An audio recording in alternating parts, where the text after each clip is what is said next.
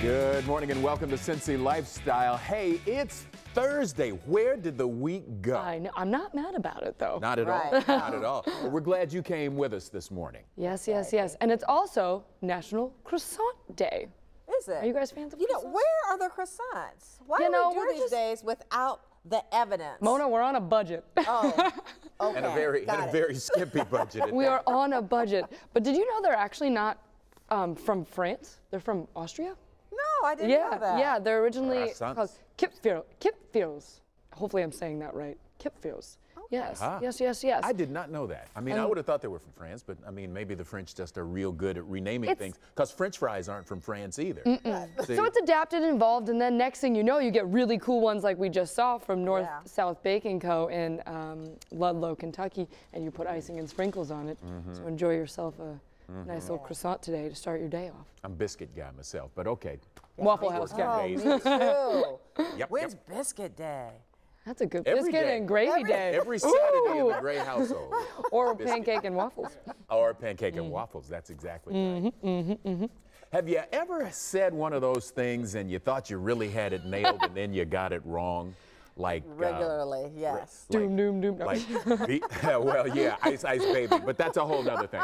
Like, be the change you wish to see in the world. And what it actually means is if we could change ourselves, the tendencies in the world would also change. That is a big difference. Boy, is it ever. First of all, that if at the top of that sentence. I just kind of went to sleep on that, because that's not as good as be the change you want to see. Yeah. I wonder who took the opportunity to just change it to shorten his actual quote. Marketing firm somewhere. Yes, How about this one? The ends justify the means. And what it actually is, one must consider the final result, which just isn't as good. No, it's not. Let's be honest. Or our favorite one in the office this morning. Go ahead. Go ahead, Mona. Oh, I am not going to say it. Go ahead, come on. All right. Luke, I am your father. Or in Mona's, Blake, I am your Blake. They're just nuts. I was trying to tell them, Blake, I am. Trying to make them guess, Blank, I am your father.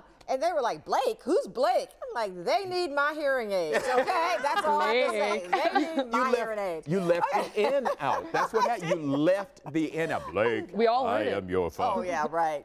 Blake of Fairfield, I am your father. Yes, but you know what? Actually, it is no, I am your father. Aha. You know, so what we want you to do is share your favorite misquote with us. We want to hear all about it. Go to our Facebook page or Instagram and let us know. And songs included. That's Songs another one on included. our radar. Yes. Oh, yes. Absolutely. Like the Creedence Clearwater Revival song, There's a Bathroom on the Right. Do, do, do, Yeah, exactly. Exactly. Love it, love it, love it. Well, when you take a look at your closet or your pantry, is it smothered in clutter? Are you constantly looking for stuff you just bought but can't find? This happens a lot in my house, but let's not let the word get out. While you may not be able to get Marie Kondo to help you organize it, there is a woman here in town who is making her mission to create tidy homes everywhere she can. Right, Mona? That's right, Clyde. Oh, excuse me, though. I was busy making an appointment with Devin Miller, who is the owner of NEAT Method Cincinnati. Thank you so much for being here. Thank you so much for having me today, Hey, Mona. this is great. We're going to go through all these things, but tell us a little bit about NEAT Method. Yeah, so NEAT Method is a full-service professional organizing company. We are actually a franchise, so I own the market here in Cincinnati. And by full service, we mean that we manage the entire process for our clients from start to finish, from the organizing to purchasing products, to hauling away donations. We will even help purge with you. So not only do we do that, but we do moves as well. So we'll work with your moving company to pack you up and then unpack you in your new home. Really? Yes, we do. Okay, I can see that. Yeah, we got to get to that appointment. Okay, so tell us about the pantry, because that can be a huge issue. Yes, so my #1 tip in the pantry is to take things out of their original packaging. So that does two things. One, it allows you to see what you need to purchase from the grocery store. You're not going in there to find any empty boxes. Right. And it also saves money in the long run because you're not overbuying. You're only buying what you need at a time. You're not having things get lost. And this is handy, nifty, because it spins, Yes, right? so these are kids grab-and-go snacks. If your kids help pack their lunches, this is great. They can go in and help pack themselves. I love this. Okay, so tell me about this in the pantry. Yeah, so we're all about containment. This is a bin. And we're all about labeling. So you can see it's labeled breakfast, which makes it that much harder for your husband to put the pancakes back in the snack bin versus in the breakfast bin. That's a really good point. So speaking of labeling too, I love taking things out of their original packaging and putting them sealed containers. Yes, absolutely. It keeps things really fresh. Again, allows you to see what you have and not overbuy things. And if you're using it on a daily basis, it's really easy to kind of, if you have your protein powder or your sugar, just take a scoop out. Super easy. Oh, that is super easy. And the labeling's on the top because... Yes, these came out of drawers or a reach-in pull-out pantry. Okay. So you want to be able to see the label on the top. If they were in a cabinet or a regular walk-in pantry, the label would actually be on the front. Okay, let's move over. What are these nifty items? So these are drawer dividers. You can actually use these within your kitchen or in a closet. So they come in multiple styles, sizes, and we love them because they separate out categories of clothing. Oh, I really like that. So this would be great like if you had socks on one side and stockings on the other. Absolutely. Or something like that. Yes. Oh, neat. I love that. All right, this is the hard part for me. This is file folding, so it allows you to see everything you have. I mean, how many times have you gone to get a scarf down from the shelf and it's come toppling all down on top of you? Every So day. this will avoid that. If you have drawers, you can file fold them in your drawers, or this actually acts as a drawer on your shelf if you do not have drawers. Okay, and you had mentioned the folding is not as hard as you think. It is really not. There's tons of tutorials. We have some on our YouTube channel. They're very easy to follow.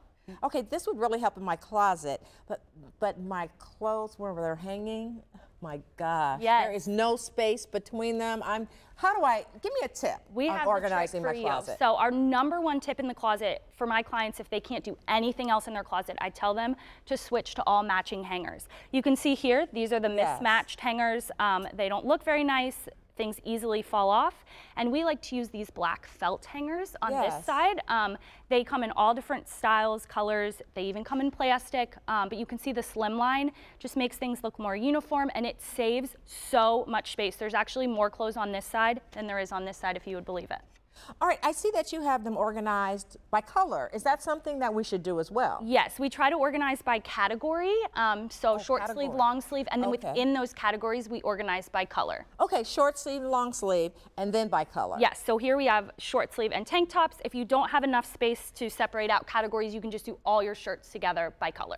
Okay. Whatever works best for you. You're amazing. Okay, got to get people to you so that they can get organized in their home. Yes. Tell us where to reach you. So you can reach us on neatmethod.com, and you can follow us on Facebook and Instagram at Cincinnati Neat. Yay! Devin Miller, thank you so much for being on. We really appreciate you helping us get organized. I appreciate you guys. All right, Thank you. Allie? That's some good stuff. Thanks, Mona. Well, if you're in need of a last-minute gift, whether it's for a baby shower, friend's birthday, or even Valentine's Day, there are 2 neighboring shops in Covington you should look into. They're called Handzy and Gumdrop, and we went to go check it out. Take a look. Gumdrop and Handzy Shop and Studio are upbeat sister shops nestled in the heart of Covington. Gumdrop is a quaint, playful baby boutique, and Handzy is a trendy 2-floor shop that offers an array of well-designed clothing, jewelry, candles, handmade greeting cards, stationeries, and more. Combined, they create the perfect gift shop experience. But let's start with the greeting cards and stationeries. These are the foundation of how Handzy came to be. That's because co-owners and best friends Brittany and Susie met in design school, where they combined their fun, playful styles to kickstart this business. You'll find on the shelf a wide range of handcrafted cards with blank insides to write your own personal sentiments. These are great if you're just looking to say thanks for hosting or congrats on having a tiny human. However, if a greeting card isn't quite a big enough thank you, Handzy also has a perfectly color-coordinated selection of mugs, soaps, and candles to cap off a great gift. And while you're in there, good luck not shuffling through their trendy clothing racks. They have 2 floors of hand-selected pieces with an option to shop secondhand. Now, let's head right next door to Gumdrop. If you have a baby on the way, are attending a baby shower, or simply lost a pacifier and can't wait for 2-day prime shipping, Gumdrop is a must-stop. Its inviting, bright, and playful interior just screams happy baby. And you may also find joy in their selection of toys, books, teethers, and accessories. They even offer the hottest toy in town, Jelly Cats. So next time you're bouncing around Covington or are in need of a last-minute gift, keep Gumdrop and Handzy Shopping Studio in mind, because Brittany and Susie are both here for the community connection. And if you want to follow everything Handzy and Gumdrop has to offer, check them out on Instagram at Handzy Shop Studio and at Gumdrop Tots. This is where they post all their latest trends and new inventory. Clyde? All right, Allie, thanks a lot. Hey, we got a question for you. What do you get when you combine two giant stones, a handful of people, and a sheet of ice with a big target on it? Well, you get curling. And we are fortunate enough to have a curling club here in town, as well as a couple of special visitors with us. Right now, I want to welcome Tyler George, who's a gold medal curler from the 2018 Olympic team, and Jonathan Penny, the president of the Cincinnati Curling Club. Gentlemen, thank you both for being with us. Tyler, I got to dive right into what it was like standing on the stage when you got that Olympic gold medal. It's such a surreal moment, you know, something that you dream of your entire life, but once it actually happens, it's hard for your brain to process that it is happening. So I don't really even remember the medal going around my neck or singing the anthem. It's just all a blur, but so many things happened that night that it's a life-changing experience. Is it a lump in the throat moment? Oh, definitely, yeah. I mean, there's nothing like putting your hand over your heart and singing your anthem when your flag is just a little bit higher than the rest of them, too. Now, we have the medal here, but so I'm going to hold it up here in a second. Sure. But can you tell us just how it was you got started in curling, of all things, in Cincinnati? Well, I came out here in Cincinnati as part of my role as ambassador for USA Curling. So I retired after the 2018 games and took on a different role promoting the sport, traveling around the country where it's relatively new. And we've seen an explosion of interest since our success in 2018. And I took it upon myself to help continue that growth of the sport in our country. All right, and we're going to show you here a little bit of curling as we switch over to Jonathan for a moment. Just tell us how fortunate we are to have a brand ambassador, if you will, here in our community, such as Tyler, plus now having a facility. Yeah, everything kind of perfect storm moment, right? It all combined. Tyler's team with John Schuster get on the podium, win the gold medal. And we're getting all kinds of hits on our website and stuff like that. And we said to our members, hey, we can make this a better place if we get our own dedicated facility. And they were able to step up and donate some money, and we were able to start construction last summer. And why is having your own facility so important? It's such a different game than hockey and figure skating. It's played right on the ice. So we're using shoes, not skates. The skates carve things up. We really care how level and flat the ice is versus hockey and figure skating. So it's got to be, it really needs to be smooth for what you're doing. Yeah, we just, and we were able to be in control of what temperatures we can set it at and stuff like that. So just being in control of our own facility was important. So Tyler, a lot of folks not familiar with curling in this community, but are still curious about it. A lot of folks who are familiar with it. What words of wisdom do you have for both camps? For people that aren't familiar with the sport, I'd encourage anybody to come out and try it. It's something kind of like golf that anybody can do at a moderate level, but takes a lifetime to master. You haven't seen my golf game. Or mine either, yeah. No, but anybody can do it at the beginner level, and it's a great community of people. You know, you walk into a curling club, from the moment you become a member, anywhere you go in the world where there's a curling club, you have family, you have friends, you got a place to stay. And I think that's everybody's favorite part about the sport, even at the elite level too. Great. So right quick, how can we find out more about curling in this community? Jump on our website, CincinnatiCurlingClub.org. It's a new site, so it's always changing. We're adding more programming all the time as demand keeps increasing. All right. Well, gentlemen, congratulations, and thank you both for being with us. Good luck. Thank you, Clyde. Thank you. Appreciate it. Absolutely. Mona? Well, coming up here on Cincy Lifestyle, we learn how women in Cincinnati used to deal with catcallers, or mashers as they were known. Their response may surprise you. It's all part of another Cincinnati curiosity. Keep it right here. We'll be right back.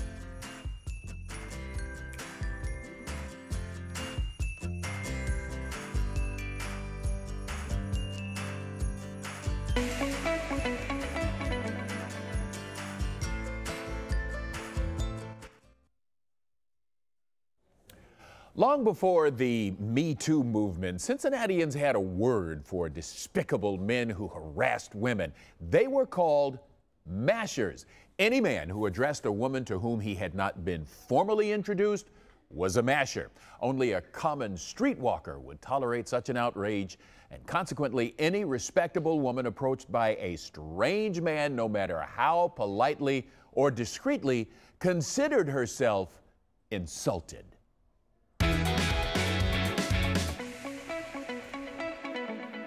No masher in his right mind would have dared shout at or catcall a woman walking past him on the street. Such a brazen offense would have been suicide, because any gentleman within earshot was required by the code of chivalry to defend the woman's honor.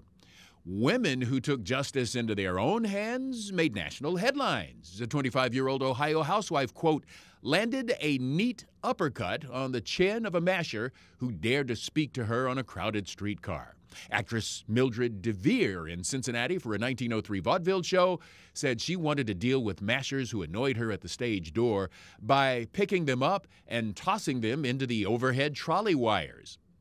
The Cincinnati Post described the response of a young lady who was approached by a fresh young fellow with better clothes than manners. Quote, her manner of checking his flow of oratory was decisive. Picking up her skirts, she let fly a daintily clad foot, catching Mr. Masher on the point of his chin with the speed of a French boxer. The foot was small, but it landed like the business end of a Missouri mule and knocked the masher down. Close quotes. Similarly, a masher unwisely sauntered up to a group of young ladies about to embark on a steamboat cruise from the public landing. He spoke to them uninvited and paused for the answer, which he was convinced his stunning appearance would command.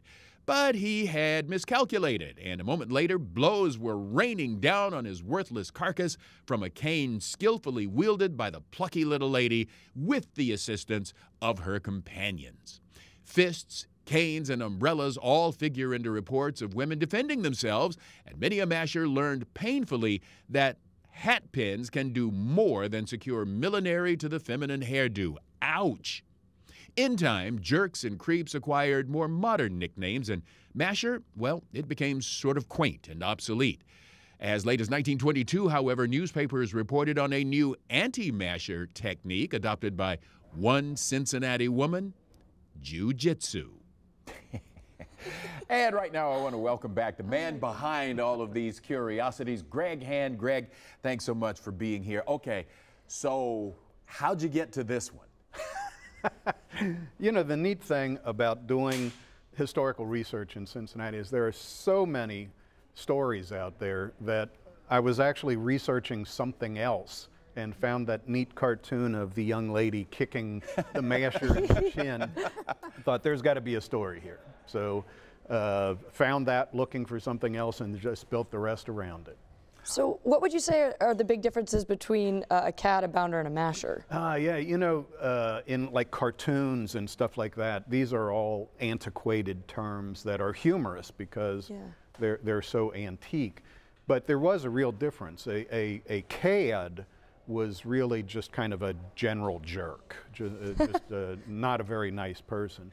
A bounder tended to be someone who bounded from woman to woman.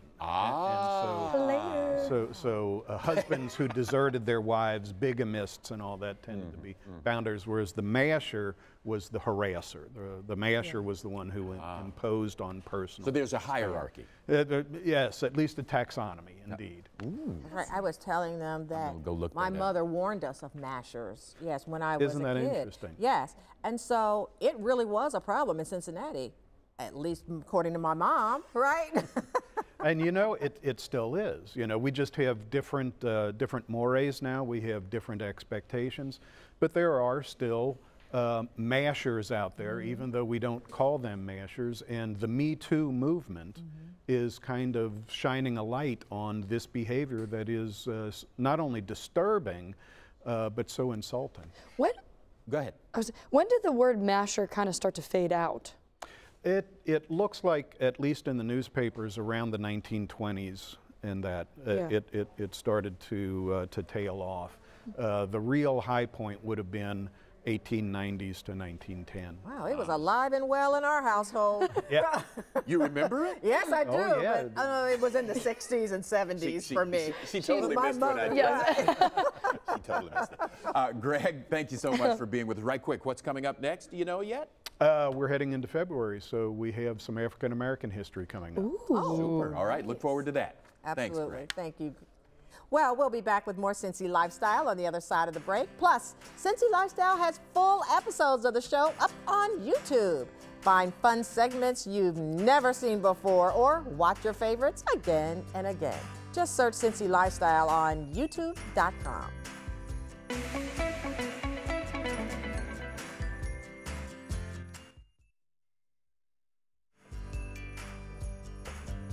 Oh, just take a look at that beautiful view of the ascent up to the top of Mount Adams, where the hint of spring is in the air, though there's no greenery to confirm it yet, but hope springs eternal.